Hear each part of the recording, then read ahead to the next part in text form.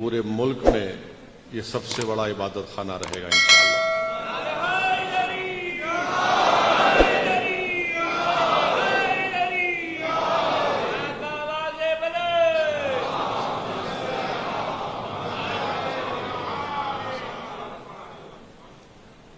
تو میں امید کرتا ہوں کہ انشاءاللہ تعالی جس نیک مقصد کے تحت آپ تمام نے اس عبادت خانہ حسینی کو تعمیر کیا، اللہ سبحانہ و تعالی آپ کے اس تمام نیک مقاصد میں آپ کو کامیابی دے۔ اور خاص طور سے میں آپ سے اپیل بھی کروں گا کہ آپ دعا فرمائیے کہ ہمارے دوست عباس صاحب کو اللہ شفا دے۔ اللہ کے رسول صلی اللہ علیہ وسلم کے صدقے طفیل میں حضرت عباس کے صدقے میں ہمارے دوست کو اللہ صحت دے، شفا دے۔ وہ تھوڑے دن سے بیمار ہیں اور انشاءاللہ تعالی مجھے یقین ہے کہ عباس اس بیماری پر کامیابی حاصل کریں گے اور پہلے سے زیادہ اس عبادت خانے کی اور آپ لوگوں کی خدمت کرتے رہیں گے۔ عزیزان ملت اسلامیہ، یہ ماہ رجب بھی ہے اور الحمدللہ شیر خدا کی پیدائش کا دن بھی ہے، اور اس سلسلے میں میں تو صرف یہی کہوں گا کہ اللہ کے رسول صلی اللہ علیہ وسلم نے یہ دعا فرمائی تھی کہ یا اللہ میں علی سے محبت کرتا ہوں، جو اس سے محبت کرے تو اس سے محبت کرے۔ اللہ کے رسول صلی اللہ علیہ وسلم نے دعا فرمائی کہ اللہ جو علی سے دشمنی کرتا ہے تو اس سے دشمنی کر۔ میرے عزیز دوستو، بزرگوں، معزز علماء کرام تشریف فرما ہے، معزز ذاکرین بھی تشریف فرما ہے، میں ان کے درمیان میں لب کشائی کر رہا ہوں۔ حدیث شریف میں آیا کہ اللہ کے رسول صلی اللہ علیہ وسلم نے ارشاد فرمایا کہ میں علم کا شہر ہوں اور علی اس کا دروازہ ہے۔ تو شیر خدا علی مرتضیٰ نے یہ ارشاد فرمایا کہ بسم اللہ کی بے کے بعد شیر خدا نے فرمایا کہ وہاں سے میرا مقام شروع ہوتا ہے۔ پھر وہیں پر شیر خدا نے یہ بھی فرمایا کہ اگر میں سورہ فاتحہ کی تفسیر کروں تو 70 اونٹ بھی اس تفسیر کا وزن نہیں اٹھا سکتے۔ میرے عزیز دوستوں اور بزرگوں، مجھے یقین ہے کہ انشاءاللہ تعالی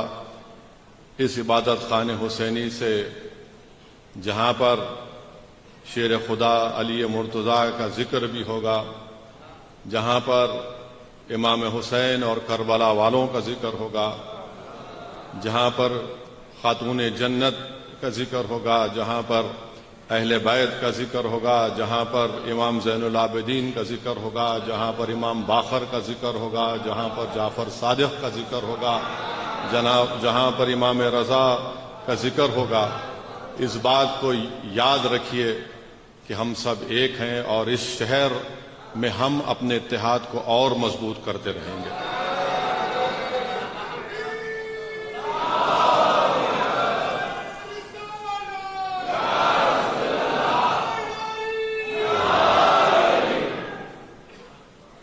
اور جو حدیث شریف میں آیا ہے کہ جو مومن ہے وہی علی سے محبت کرتا اور منافق علی سے نفرت کرتا ہے۔ تو مومن اور منافق کی پہچان ہمارے سامنے ہے۔ وہیں پر اہل بیت کے سلسلے میں رسول اللہ صلی اللہ علیہ وسلم نے ارشاد فرمایا کہ میری آل کشتی نوح کی طرح ہے، جو اس میں سوار ہوا اور اہل بیت کے دامن کو تھام لیا وہ بچ گیا، جو نہیں سوار ہوا وہ ہلاک ہو گیا۔ اور امام جعفر الصادق نے فرمایا کہ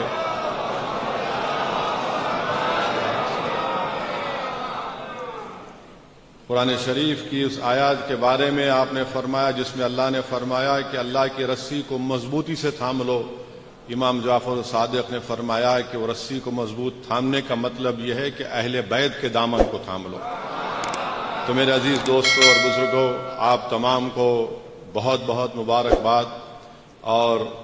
یقیناً ایک بہترین اور خوبصورت عبادت خانہ یہاں پر آپ تمام نے اور خاص طور سے کمیٹی کے ذمہ داران نے اس کو بنایا ہے، اور جہاں تک مجلس اتحاد المسلمین کا تعلق رہا ہے ہم ہمیشہ آپ کے ساتھ تھے اور انشاءاللہ ہمیشہ ساتھ رہیں گے۔ اور میرا ماننا یہ ہے کہ مسلمانوں میں اتحاد اگر ہوگا تو صرف اور صرف اہل بیت کی محبت پر ہو سکتا ہے، اور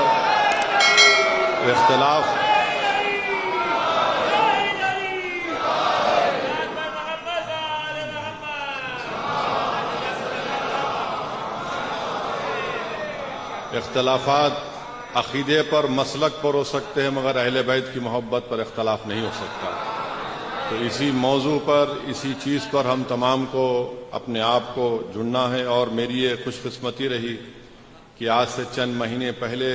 مجھے نجف اور کربلا جانے کا بھی موقع ملا، اور الحمدللہ میں جب شیر خدا کی بارگاہ میں پہنچا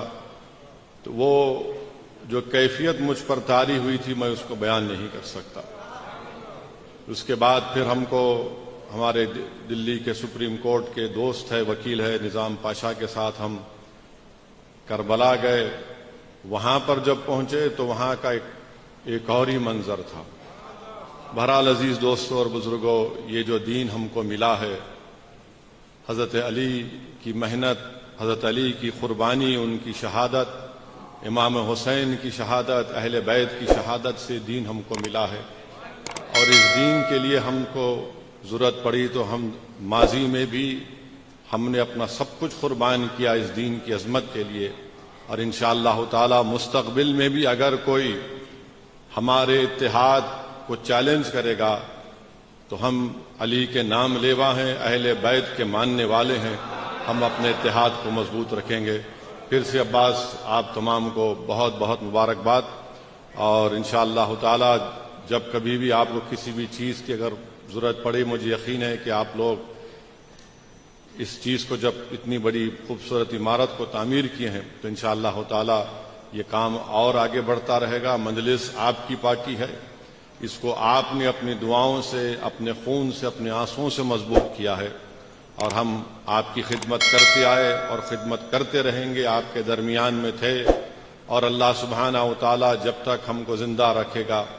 ہم قوم اور ملت کے اتحاد کے لیے، اس کی مضبوطی کے لیے کام کرتے آئے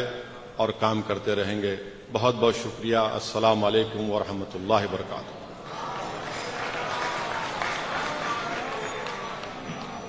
عزیزان گرامی، محترم بیرسٹر اسدالدین اویسی صاحب،